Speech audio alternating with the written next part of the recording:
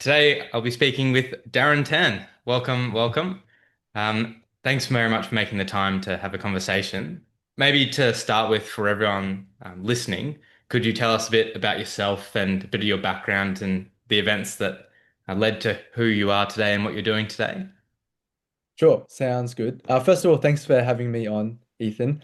I've really enjoyed seeing your channel grow the past year, and I think you have a lot of great practical videos that help both high school students and medical students as well. So I've enjoyed watching the videos. So it's nice that I get to participate and join you on one of these.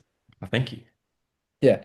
So about me, my name is Darren. I will be a final year medical student at Monash Uni as of 2026. I'm the same cohort as Ethan, so we both graduated high school 2020, and then I took an extra honors year this past year. So I have my final year next year. Outside of uni, I quite like sport, so I do a lot of basketball, swimming, and I swim competitively as well.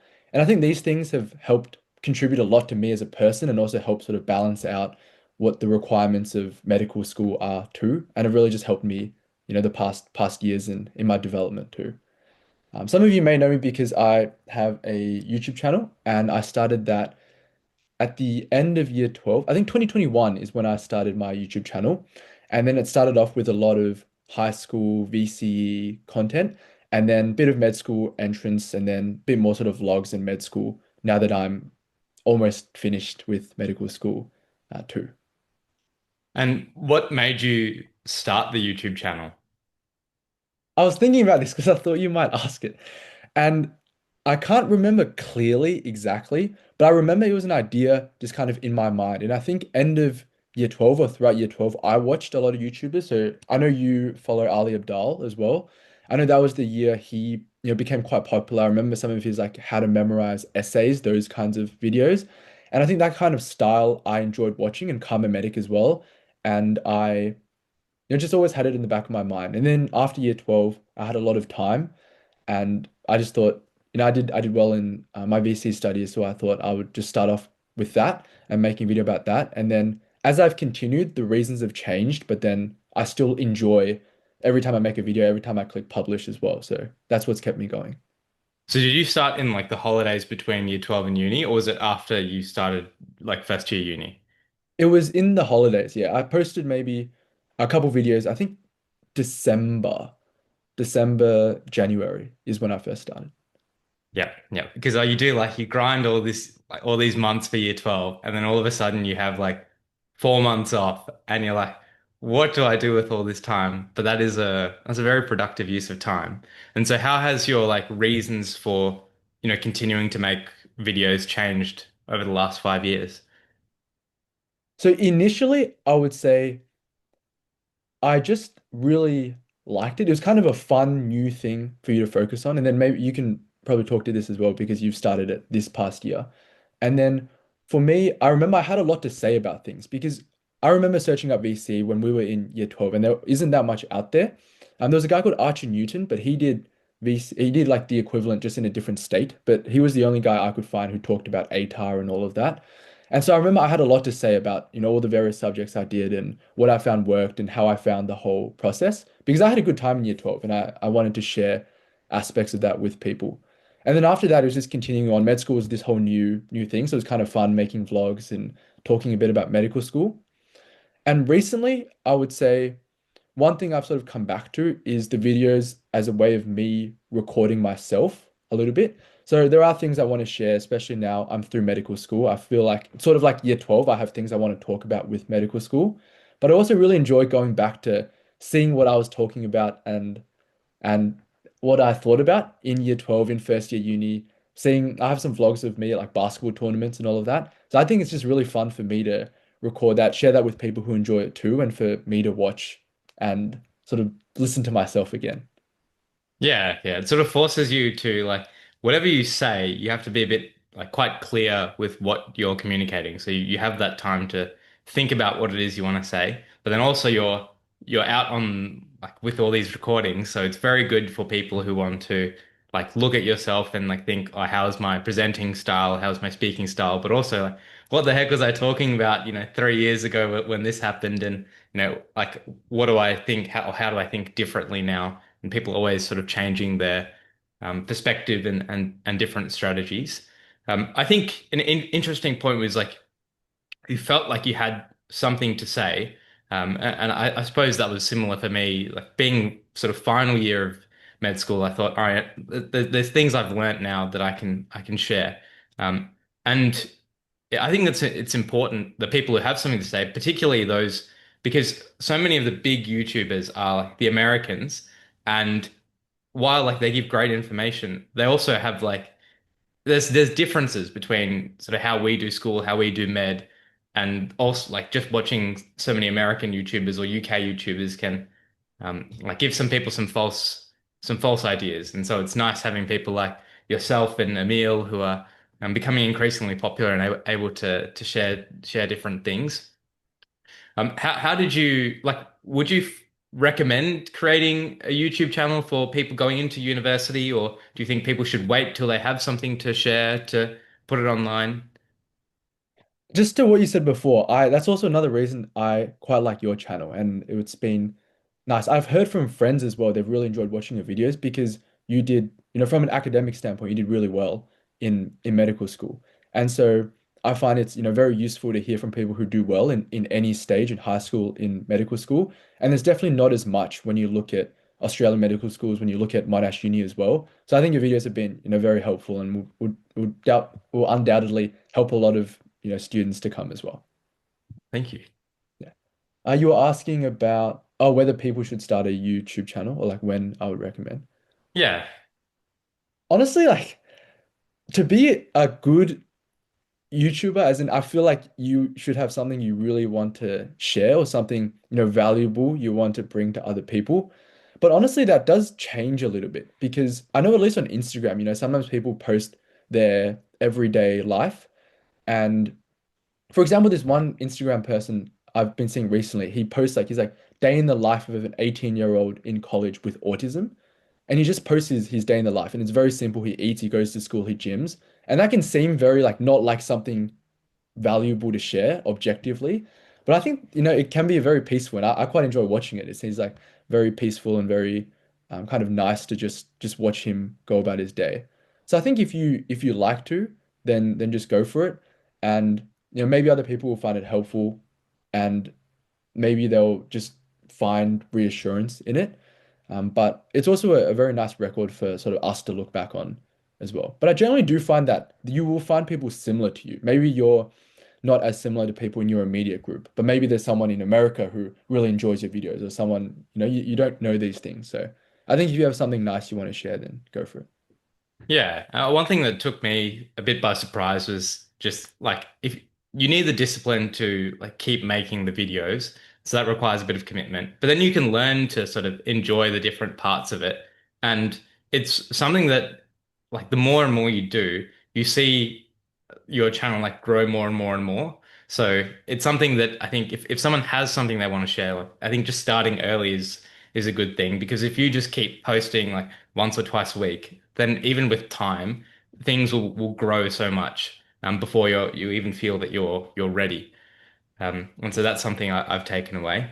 Have you had any sort of unexpected messages or comments or anything that's surprised you since starting the channel? Plenty actually. Yeah, the most of the responses have been very very positive, which is very nice to take away. And uh, there might be private messages or comments, but yeah, most of the responses have been yeah unbelievably positive. And I think also like you only hear from a certain group of people, but then like deep down there's a lot more people who will watch the video without commenting, but still take away something from it as well. And so like you hear about that through various sources, and that's always yeah, it's always a nice feeling when you know that that impact has been made. Yeah, yeah. That's really nice to hear. All right. One thing you mentioned earlier was you're doing an honors year. Could you talk through a bit about the reasoning of why you decided to do an honors year rather than going straight through to final year med? Yeah, it's something. So for us, the choice is made, I think, middle of fourth year. Well, they say the applications are due like June, I think, but they usually get extended a bit. So around then, I remember I was thinking about it, both for research purposes. Like I'd never done much research. I hadn't done any of the scholarships they have in the like summer and winter breaks. And also because there were some specialties I was considering at that time, and I thought that if I just went through med school, I wouldn't be able to try them, and also research might contribute to them as well. And then I just emailed a lot of people, like some of the people I tutors and the bedside tutors who were quite good, and then sort of asked them their opinion, and they seemed to be quite positive on the honors year, saying that like just go for it and it'll kind of work out a little bit. And so at the time I was interested in ophthalmology, and so I looked into ophthalmology projects as well and just messaged people. And at no point was I like certain I was going to do an honors year. It was kind of like next step, next step, next step. And then I had some supervisors, and then I spoke to them, and I thought, they have had students. The students spoke pretty well of them in the past, and so I thought I'd just go with it. And I know the main drawback some people say is the extra year and financial issues, but that was okay for me. So there weren't too many things like holding me back from taking that year. Yeah, yeah, that makes a lot of sense. Um, Having completed it, are you happy? Do you think most people who do the honors year are like happy with their choice, or are there some people who have regrets? I think it's definitely quite mixed, mainly because the honors year, like medical school, doesn't really prepare you for the honors year because a lot of the research skills we don't really learn that much. They're not as part of the curriculum. And then the research projects are also very diverse. Like some people I know are doing lab work. I think we do zero lab work prior to this. So a lot of it's reliant on your supervisors who also aren't, I don't think they're hired by the university. So it's kind of like very spread out, very disparate. So a lot of people had very different experiences. I know some people switched supervisors or had different issues with different things. I personally have enjoyed the year a little, partly because of the research, but a lot because of the sort of time it gave me as well. This past year. So coincidentally, I had a lot of personal events happen, and I think that the time it offered me was good for that, and research being a bit more flexible. And I definitely think I've developed a lot more resilience and in contacting people who are very busy and in sort of doing new things without much preparation. And also, yeah, picked up sort of the general research skills like lit review, writing a thesis, and all of that. It sounds like it's a really nice way to sort of like get started and get connections and get some of these skills. One thing that you mentioned, which I like, is a classic sort of Darren Town association in my mind, is just asking around like for advice on what people recommend, or asking how did you do this, or like do you have advice for this? You seem to like do a lot of your due diligence with the asking around, probing the field before you commit to something. Is that something you've always done from high school, or were you always someone who got advice and was had the courage to ask seniors and um, I guess more advanced students what they suggest? Yeah, that's a good point. I didn't actually think about that too much because to me it's fairly natural. Like I feel like I'm not too I didn't think too much about being nervous when sort of asking people for help because I feel like it's a pretty natural thing. I think definitely in school they supported it. Like I went to Scotch and they had great teachers and they encourage you and they reward you if you ask questions. Like it's not like you ask questions and they say they're too busy or they'll answer it another time. Like they'll respond very positively, and I think that builds that kind of behavior. And my parents also are very inquisitive. Like I know when I was going through VC, like my parents were actively asking teachers and asking sort of older students what their experience was, what subjects were nice, and what that was like too. So I think that's been passed on to me as well. But in uni, yeah, I think it's fine. Like generally, especially if I like a doctor or you feel like there are things, aspects of them you want to learn from, I feel like it's pretty smooth just to ask them questions and then learn from them. But Yeah. I would say this past year with my supervisor, there were times I was a little nervous because of the fact that they were so busy. And then I was sort of, they had so much going on. And then they have an honors student as well. So that's something I did have to overcome a bit throughout the year. Yeah, because I'm thinking back to like some of the things I was probably just too scared to ask. Like, you see someone doing well in school, like someone who's doing better than me at English, and I could have asked, like, what do you think of my essays, or do you have any tips? Or, if I like, there were so many like scholarships I applied to, or like positions I applied to that I, didn't get, especially early on in uni. And I could have easily asked, someone who got the scholarship, or the people who, rejected me from the particular committee, like, all right, do you have any advice? Do you have any tips? And like, you have nothing to lose in that case. It's just about having the courage to ask the question, which is a really interesting action point.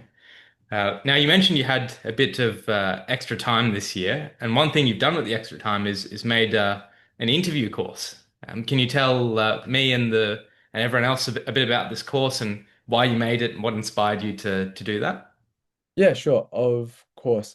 So I've been tutoring MMI interviews since, or like medical interviews since I graduated, but like the next round kind of, because they do interviews end of the year. So end of first year was when the sort of new batch of medical students were applying. And I've done that the past few years and I've really enjoyed it. I think it's a really, do you tutor MMI interviews Yeah, as I've well? done a bit. Yeah. Yeah. I feel like it's a very enjoyable sort of experience because a lot of it's sort of conversational and then you go through sort of interesting scenarios. At the same time, you learn more about the student because you have personal questions and all of that as well. And then it's a bit like surgery. Maybe I'm not sure if that's what might attract you to surgery, but you sort of see them for that period of time. You set them up for their interview, and then that's kind of your sort of interaction with them, like kind of builds up towards a goal. You succeed or you don't succeed on the goal. And then that's kind of it's a very contained couple weeks. At least that's my experience with interview tutoring. I also have YouTube videos out because similar to you starting the medical school sort of content and me with VC, there wasn't that much on MMI interviews, especially sort of Australia based. And I really enjoyed that. And then I think through that, I've had students from overseas and from interstate, which has been really fun. But I just wanted a really structured way and something I could just offer people in addition to just watching my videos. So saying that, if you do this, there are practice scenarios here. There is advice on all the aspects of medical interviews that I wanted to cover.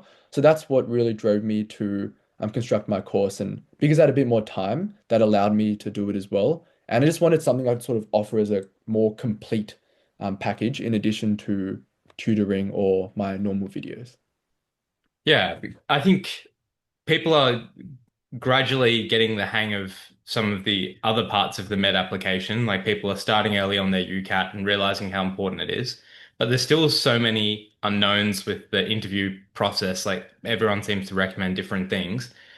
For example, should you start preparing, before you get the interview offer, or like after you get the interview offer, how does the first and second rounds differ? Some unis have personal questions, some is just MMI. Like, do I have to prepare differently for different unis?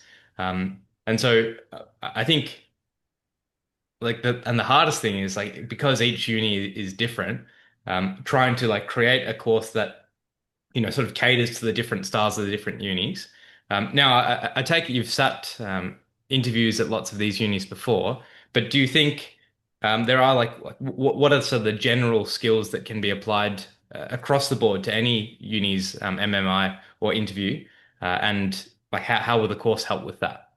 Yeah, sure. I actually haven't because I only applied for Monash and yeah, Monash in Melbourne, but Melbourne doesn't have undergrad. So I actually only sat an interview for Monash University.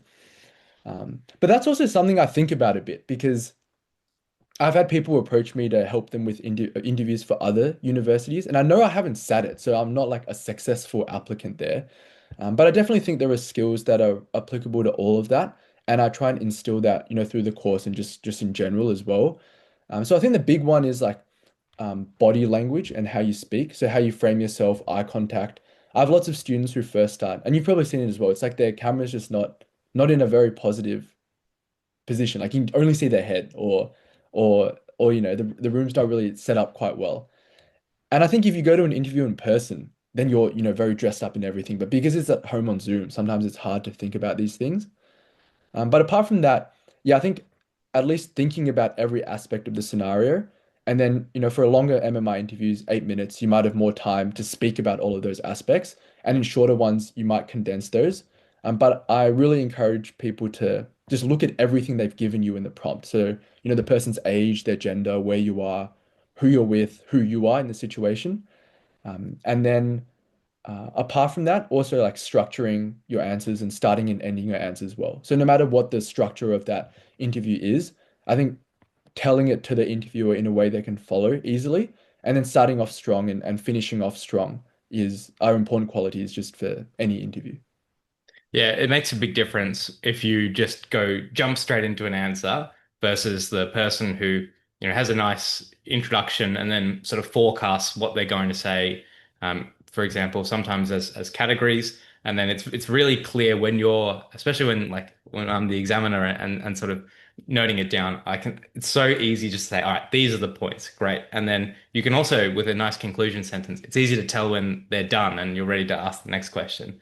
Whereas so many people just end abruptly and just be like, oh yeah, and yeah, that's what I'd say.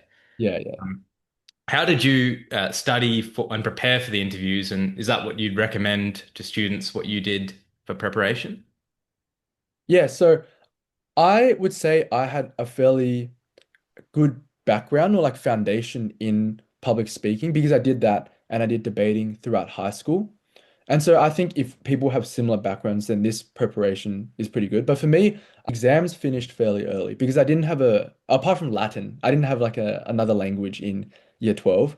So I had Chem was my last one and it finishes before all the languages. And I think I started preparation maybe 2 to 3 weeks before the actual interview. And so I hopped on to there's a website I share everywhere called like BMO. It just has a lot of practice scenarios, and I just had a read of that. But my main preparation was practicing with other people, so other students mainly. And I didn't have any tutoring, but I did the med entry mock interview day, and I was actually with Daniel for that. We were All right. we were paired together for that. Yeah. Um, and yeah, that was my main form of preparation. But I found that, when I prepared, I was hitting time. I was saying the things I wanted to say. I knew what a good answer looked like because I've been taught, public speaking structure and how to present yourself and all of that. So I kind of knew I was doing those things right ahead of the interview. And yeah, then I sat my interview. I think I did a similar thing of probably I also did a language. So just after the chem exam was when I started to do a bit more of interview preparation. And then you get your hands on some sort of like practice scenarios that you can work through. There's lots of good free resources now, as well as paid ones. And it is worth the practice just to expose you to the different scenarios and stems, to help you like getting a sense of like what should your timing be. Now, do you have any comments on like practicing others with others versus practicing by yourself with the interview? What have you found? I need to think about this. Yeah. What have you found with that? I think I'm just a like naturally introverted and shy person, so I did a lot of just practice on my own, just for the time I was speaking to the wall.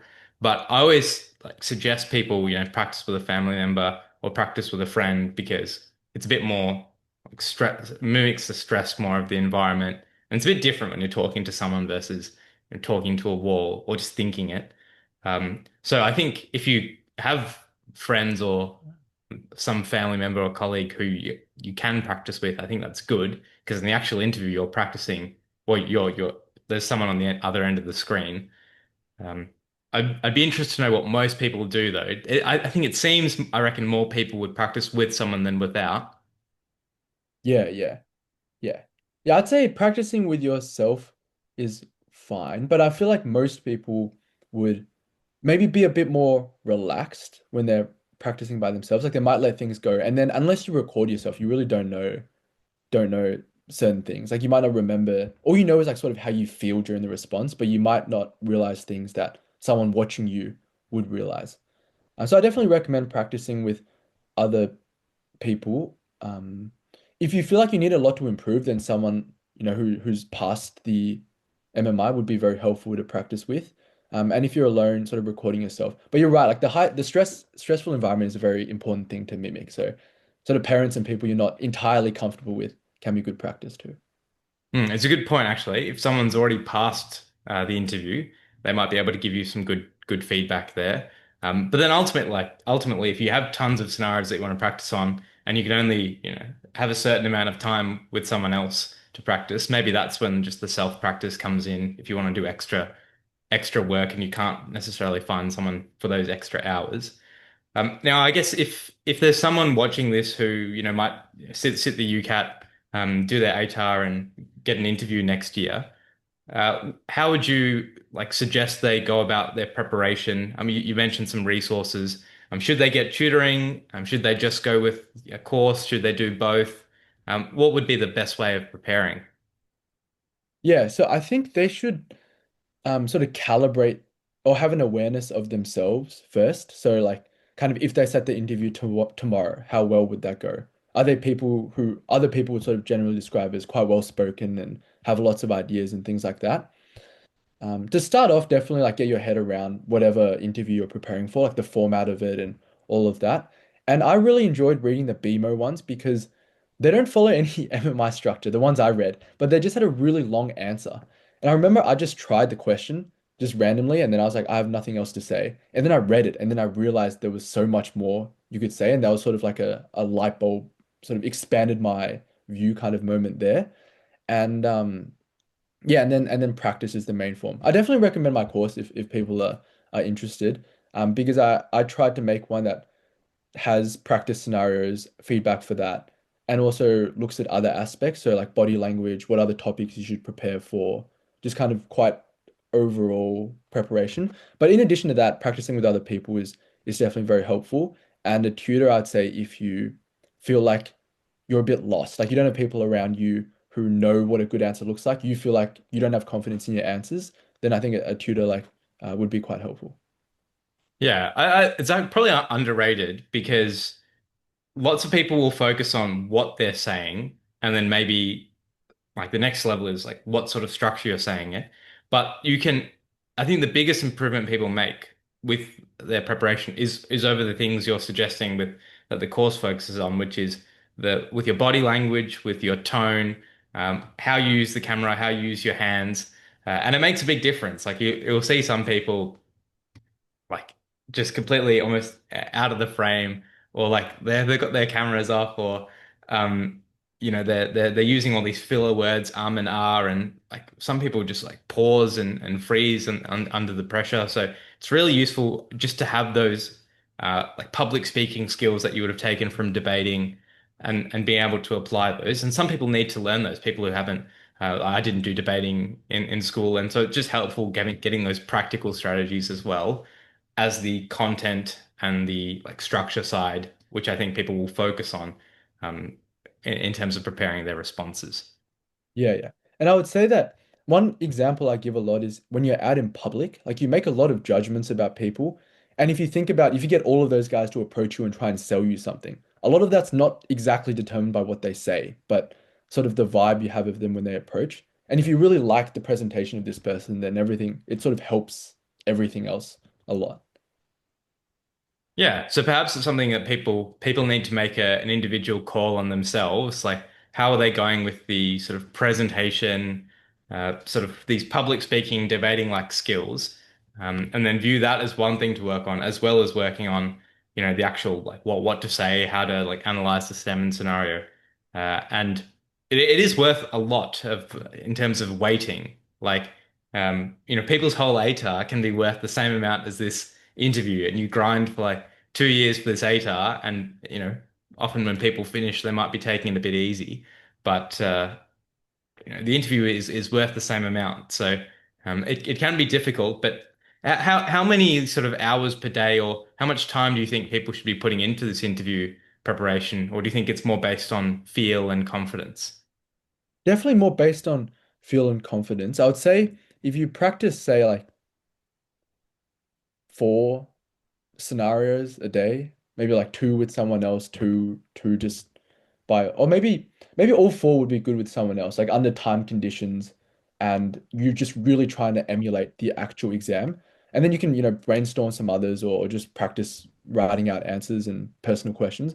But I think if you have four really good scenarios and you really look at it and know what you did well or not, then that's pretty good. So yeah, however long that kind of takes, maybe 2 hours, 1.5 hours. Yeah. And probably a part of it will be just to analyze your own responses and get good quality feedback rather than just doing more and more and more stations over again. Is that what you found, and what are like the main sort of things that you recommend people to apply, or the main pieces of feedback that you give to people? The main pieces of feedback initially I found are that people don't consider enough of the scenario, so they miss certain details that have been given in the scenario. And I think body language is the big one that almost everyone universally is not that good at in the first session. So yeah, I think if they keep in mind those things, and then throughout their practice, I think it's good to develop a calibration. So they should know roughly when they've spoken for enough time, and then when they've given a good answer. Then that really helps because then you become a good judge of your own answer. One thing I often get asked, and this is like a controversial one, but should people have a timer in front of their screen so they can see exactly how long they've talked for with each response, and then it helps them to get like exactly right? Or should people have like pre-prepared an idea of what, a minute or a minute and a half response length feels like? Yeah, let me know what you think. I'm keen to hear what you tell your students too. For me, and this is sort of based on me talking to my students after their interview as well, none of them have really said, I wish I had a timer. So I think for me, I found that through practice, I would tell them after each one how long they've spoken for, and they sort of calibrate to that. And then generally in the interview, it's been fine. Like no one who's who's lost out because they didn't know exactly what time they were, but they knew roughly how much to speak and how to adjust what they wanted to say within that time frame. Yeah, I think so too. I think consciously or subconsciously, if you're looking at the timer often or distracted by the timer, it can take your attention away from the stem or from the response. And I think that it's something that can be trained. Like if it's 8 minutes of speaking time, somewhere between the 7 and 8 minute mark, you can have some idea of how long you've spoken for each response. So I get it. I get why people would like to use it, but I don't know the exact science behind it. But deep down, I'm always a fan of just paying as much attention as you can to like the question and your own responses. And then like some if four questions are done and you're really unsure, then like having a look at the clock, I don't think is bad. But I think for the most part, just trying to be attentive is important. Because otherwise you can sort of like lose your train of thought and just forget what was in the stem once you get through it. On the interview side of things, is there anything that you feel that would be good and beneficial to cover that we haven't discussed? I'll see if I can think of anything later on. But there's like a guy on YouTube and Instagram who does a lot of public speaking. Do you know Vin? Have you seen him speak? I think, Yes, yes, I have. yeah, I he's have. Vietnamese. He wears glasses. Yeah. Do you enjoy Yeah, his videos? he's very good. He did a podcast on Diary of a CEO once, and it was really good. And I've listened to a couple of his podcasts and watched some videos. Yeah. One of the things he recommends, and I found that I was doing this with my students. I was like, oh, it's pretty good. He says like record yourself, watch it once with only the volume. Like don't watch the video, turn it off. Just listen to what you say. And then watch it with just the video and then no sound. And then you can just watch it normally afterwards. But I do that with my students. I record like snippets of them, and then oftentimes it's for body language. So I turn the volume off, and then I put one from maybe a week ago, one from today, and then show them. So I think if you record yourself and you do those things, then that will really help, pinpoint because then you're not focused on too many things at once. That's a very good idea actually. And there's so many of these communication skills that we can learn and incorporate, and they make a big difference. Vin's a very good person to suggest. Actually, I'll link his channel in the description because there's so many action points you can take away with regard to every single thing. But I think the most important thing is just knowing your weaknesses, and it's pretty hard unless like you like do some of these exercises or actually record yourself and watch yourself speak. Otherwise, you sort of can get to the end of the answer and think, oh, I did okay. Like that was fine. Oh, I spoke for a bit too long. Whereas, if you get specific and think like, all right, how was your use of volume? How was your use of tone? How was your use of hand gestures in that station? and then like having that evidence that you can go back and check, I think is a very, very good suggestion. As an introvert, do you feel like you change much through your interview prep and also through medical school? I found some of my friends who are introvert had to develop a lot broader skills as because they teach us so much about communicating with patients. Do you feel like, firstly for the interview and now for med school, you've had to develop a lot more skills? I think you learn to deal with pressure partly because of all the assessments and exams you have to take. And I think also you gain, I think you almost learn to put on this like suit of confidence when you go into these sort of assessments, because you see what a difference it makes when you go into the room confidently, you introduce yourself with confidence, and then we do sort of OSCEs, which are simulated patient exams. And then like when you're practicing for those and when you do those, you sort of learn those skills of being confident under that pressure-filled environment. And so, yeah, I think with all the practice you do with patients, you learn to manage some of the awkwardness of the conversation and to talk about different things and have difficult conversations as well. And so, I think with all that practice, that does probably help a lot with the initial introversion and some fear of talking to people. Yeah, yeah. I mean, you're very well spoken now, so Oh, yeah. thank you. It's very, very, very kind. Oh, One actually, thing, oh yes, I had one more thing I wanted to say with interviews. One thing I tell my students right before, because you kind of feel like you need to say something, like you feel like you want to say something, at the end of the last session before the interview. I say to them that usually at that point, I'm pretty happy with how they are. So I tell them that when you go into the interview, firstly, it's a very enjoyable, like see, try and see it as an enjoyable mode of assessment. Like it's really fun. You just given these hypothetical scenarios and you just talk about them out loud. So it's pretty relaxed in that way, and I hope that will sort of free them up a bit.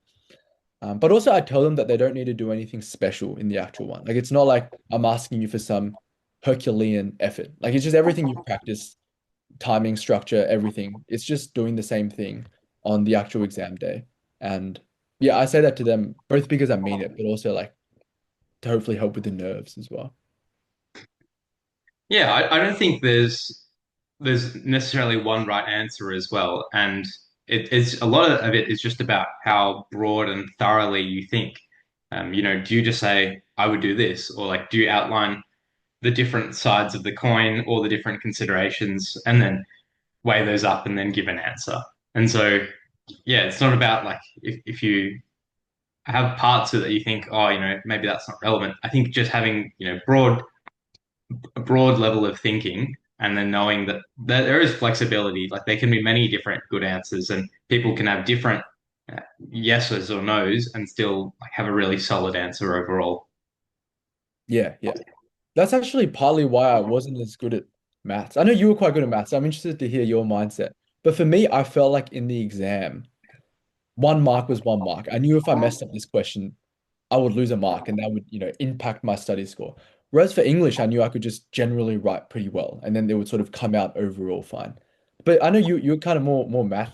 Well, you did really well in math. So I wonder what your mindset was like with that.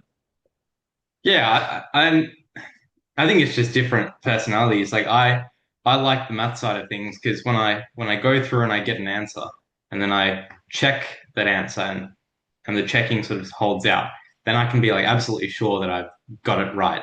Okay. And then sort of you get a sense of like how each mark is allocated. So if you're like really rigorous with it and you just have you know I guess it is all just like numbers by the end of it. But if you have, a couple of methods that work, they both get to the same answer, then you've got it. But also it is like a lot of pressure in the sense that you might be doing a question and you've stuffed it up and you're not going to get any marks from it. And that's happened as well. Like there's been times where like in an actual sack, I've just haven't been able to answer a question just because I have no idea what to do. And then you've just got nothing on the page and then it's a bit intimidating too. Yeah, yeah. One thing I wanted to ask about, which is a bit left of field, but is swimming. So I know you're a big swimmer, and that's something you've maintained all the way through med school. There might still be people who watch this and think, like med school, you've just got to be studying the whole time. There's no times for hobbies, passions. But were you still swimming year 11, year 12? And like, what is the role that swimming plays in your life? Yeah, yeah. I could spend the whole podcast talking about swimming, and it's something I've done since I was 8 years old, and it's something like I've grown up with, sort of like a friend, a companion, a therapist, like everything. And it's taught me so much, like an incredible amount through the years as well. But yeah, I stopped swimming in year 12 because of COVID, and partly because, year 12 wasn't swimming that much as well. I didn't go back in first year. And then I went back, I think, either in the holidays between first year and second year, so 2021, 2022. And I swam consistently since then, raced since then. And yeah, just been amazing. So for everyone talks about the importance of having something else to balance out your uni work, particularly for medical school. And for me, I think I just really enjoy swimming, and I'm really grateful that it's something I did as a kid, raced as a kid, and now it also serves this purpose of kind of balancing out my sort of uni course. And it's a very like physical exercise, which is nice. So then a long day of placement, I go there, I swim, my mind sort of just on the physical exertion there. And then swimming is also a sport where you have to push yourself each session. Like every time there are things that challenge you, push you to the limit every session. And then it's both social and not. So I have a great club, like wonderful friends at the club, and extremely good coach as well. They're all like very supportive of me, and like I really enjoy just hanging out with them in general. But then also when I'm swimming and pushing myself, it's kind of just me pushing myself too. So it's kind of I get that personal alone time. But overall, it's taught me so much, like the training, the competition, the friendships, and so yeah, it's just been amazing to be able to swim and to have that. Have there been times, I guess year 12 would have been one, but have there been times where you felt like too busy to swim or like days after placement when you're already tired and you're like, can't be bothered? And how do you manage those times?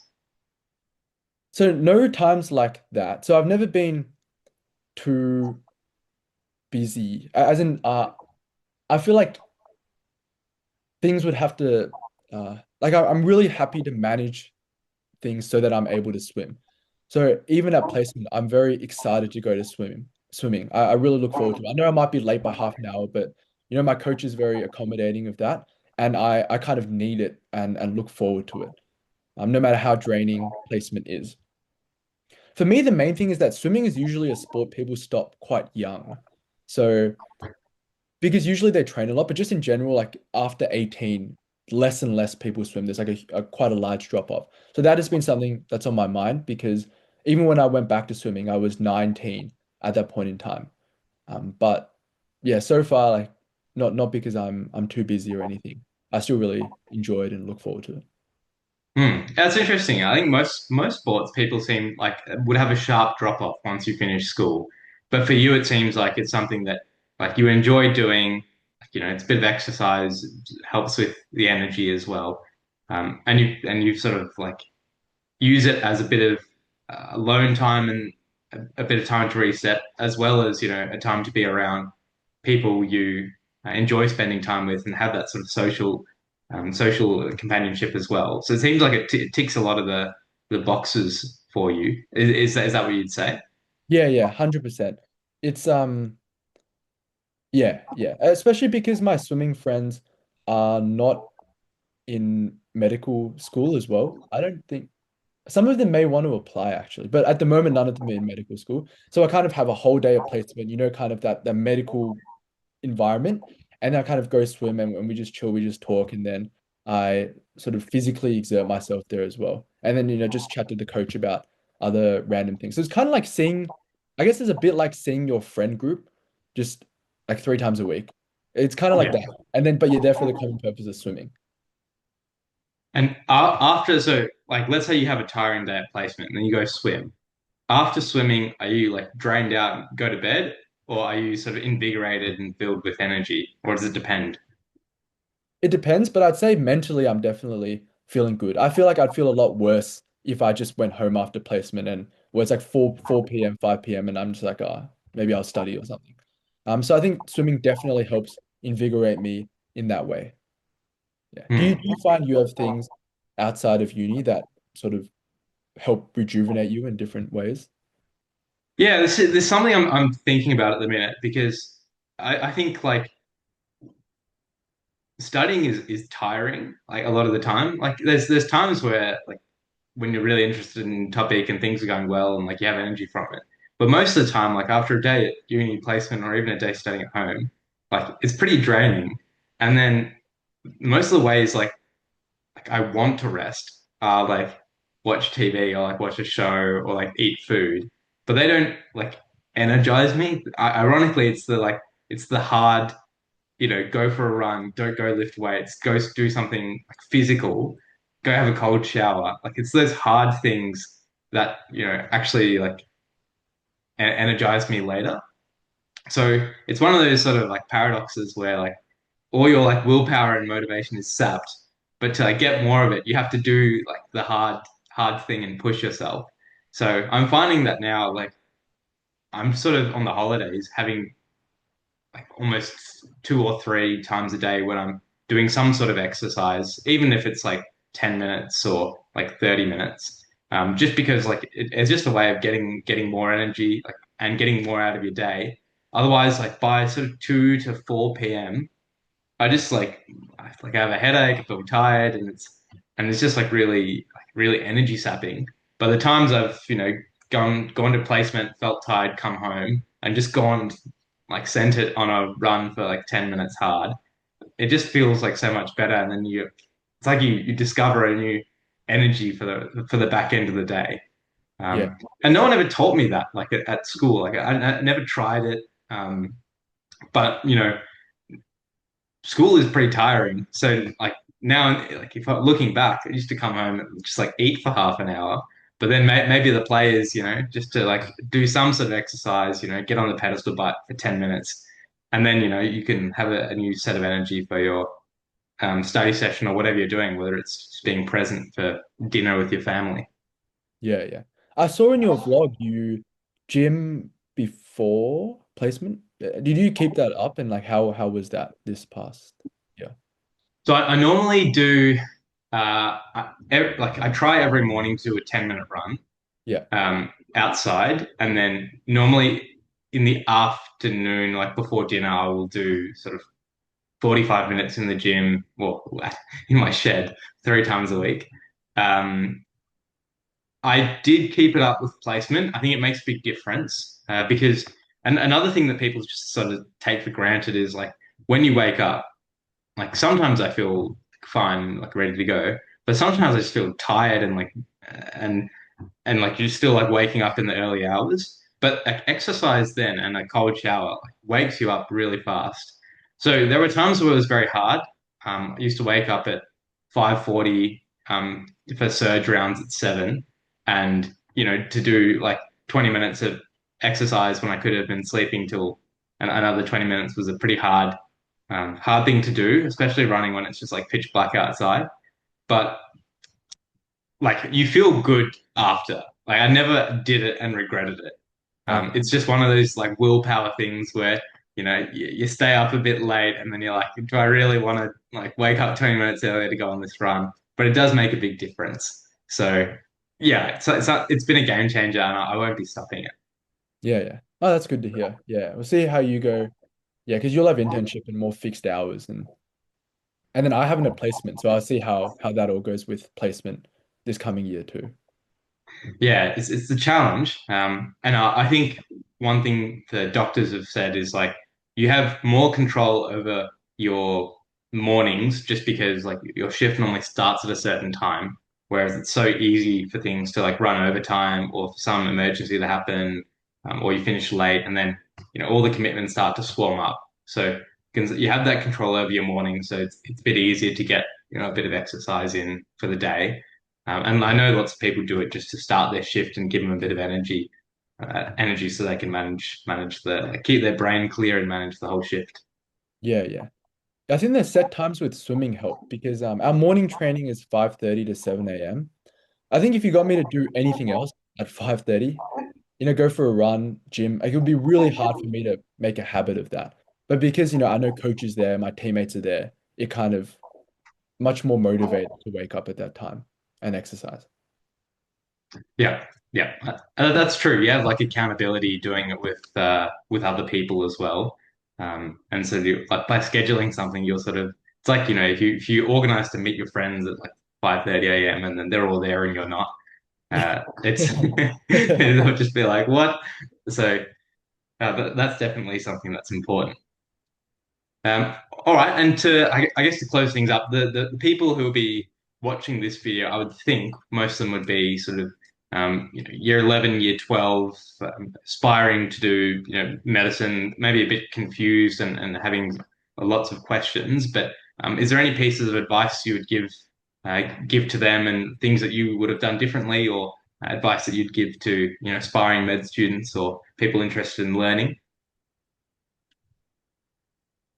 I would say for the med student pathway, like Ethan and I were talking earlier, but there's a lot of different pathways, right? You know, you hear people who like undergrad is a big way. You hear people who postgrad come from overseas, all of that.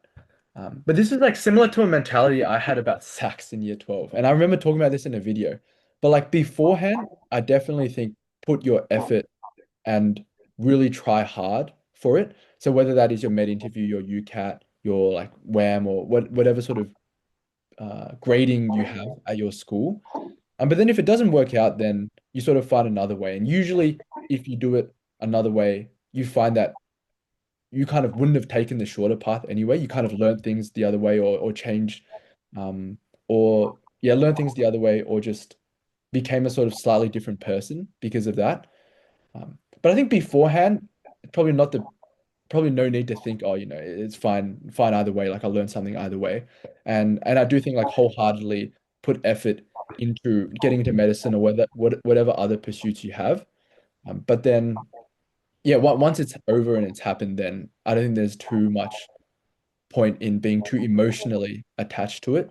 And um, yeah, that's sort of the attitude I've had, and I found I've learned things. Like I didn't really want to go to Dandenong Hospital in third year.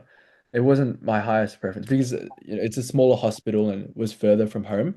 But I would not have gone to any other hospital. Like there were so many good things about it that I only found out later. But I also think it's reasonable for me to not want to go there, or like to prefer to go to other hospitals initially as well. But that's just kind of one example of that. Yeah, very very good advice. And like dealing with uh, unfortunate results or like having strategies to manage the stress, I think that are things that we all develop over time. But I similarly would share that I have the mindset of trying as hard as I can before the test and just backing my preparation, and then then I don't have the regret after of saying I wish I did better. I could have done this. If I do well, great. But if I do poorly, like I still am happy with how I prepared. I can't have any regrets, and that's just the way fate decided to go. And so that's sort of how I've thought about it. Like, yeah, I care a lot. I do a lot of work before the exam, but then what's done is done, and like whether the result is good or bad, like I'm happy with how I've prepared for it. And it sounds like that you've had a similar mindset that's gotten you this far. Yeah. Have you found that that's been you've been able to maintain that? Like when you go into the exams and all that, do you find you're able to be pretty relaxed and just kind of sit the exam? Yeah, and the more exams you do, like I just do the exact same thing, like basically every time. I know for me on exam day, I'm going to do like nothing beforehand, essentially just to keep my mind fresh.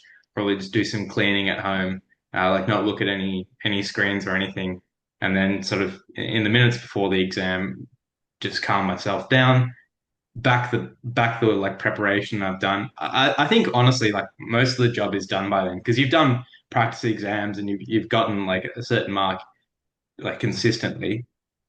And then no matter, I just sort of think like this is just them, like the university or the like this assessment, just testing how much I know, testing my preparation. So all I need to do is just show them what I've learned, what I've prepared. And so yeah, I don't feel so much of like the crushing pressure with that. Because whatever happens, like I know I did my best for my preparation, and I know it's just a bit of like luck on the day a lot of the time between whether you do super well or, sometimes it's just you just get unlucky with a couple of marks too. Yeah.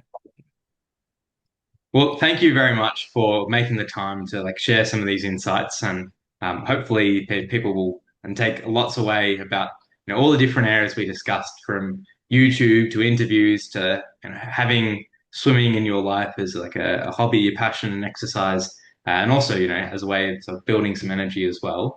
Um, where should people go if they want to hear more about yourself, your channel, your interview tutoring? Yeah, definitely. So the main two places I'm active on are YouTube and Instagram. So YouTube, I try to reply to all my comments as soon as possible, and I post videos. I'm aiming to post more regularly, but I already have sort of quite a lot of videos there, so you can see my interview videos, years ago, and just different videos about medical school that you might be interested in. And then on Instagram, it's more of a day to day. So you probably see, what I'm up to, or kind of short videos or announcements of anything there. And then, the course is in my YouTube description and also in my Instagram bio too. But yeah, thanks very much to Ethan for having me on. Like I said before, like I really enjoyed seeing the growth of the channel and sort of the different videos you've put out. And yeah, like very glad to be part of it, and always enjoy hearing your insights as well. And also, I really enjoyed this interview, like this conversation. I feel like I learned a lot about you as well. Oh, thanks very much. Yeah, I had a lot of fun too, and yeah, hopefully for the aspiring students, it's good for them to have like a handful of different people they can take insights from and look up to, and yeah, with yourself inspiring me to sort of get out there and put some content up. Like hopefully people can have a pool of people from their aspiring uni or from Australia who they can look up to and take things away from.